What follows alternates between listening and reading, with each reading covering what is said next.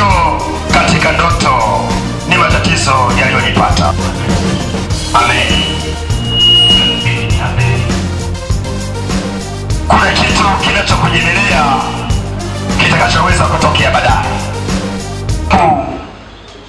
Kile ambacho naenda kuongea na wewe kinaenda kuleta uponyaji kila maeneo. Haleluya. Haleluya. Haleluya. Haleluya. Vitisho katika ndoto ni matatizo yaliyonipata. Ndoto ni nini? Ndoto ni lango la kiashiria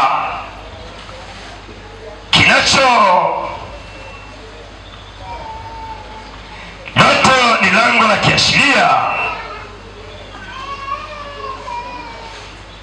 Ndoto ni lango la kiashiria katika ulimwengu wa roho kwamba kuna kitu kinachokujemelea kitakachoweza kutokea baadaye.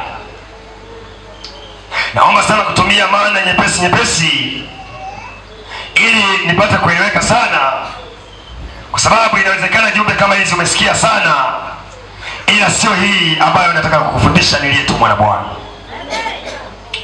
Ndoto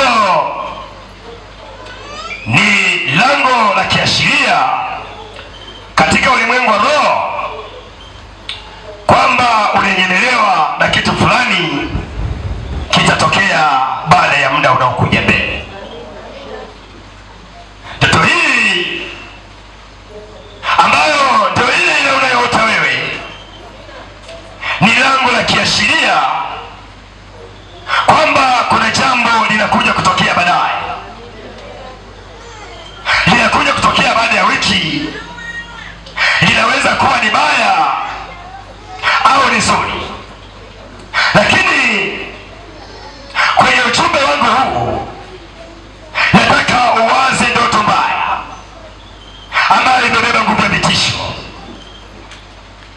Nikiashiria katika ulimwengu wa roho kwamba baada ya mwaka baba yako atakufa.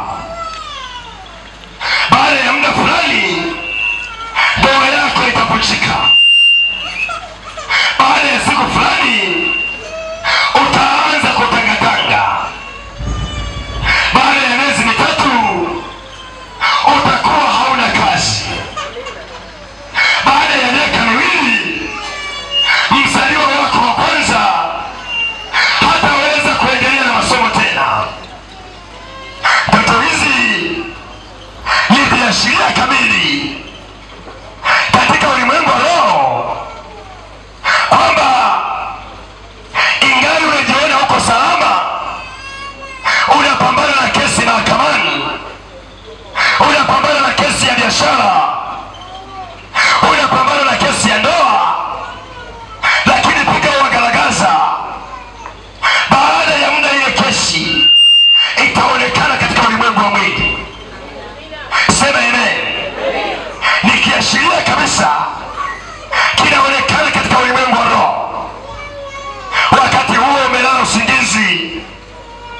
Wakati huo umelala usingizi, ile roho yako haijalala. Sema amen. Unaweza kuota kinaashiria hautaweza kufika popote. Inaashiria kuna jambo litatokea baada ya muda fulani. Kama unaweza kusaidia, kama unaelewa, nisaidie kusema amen sana. Amen.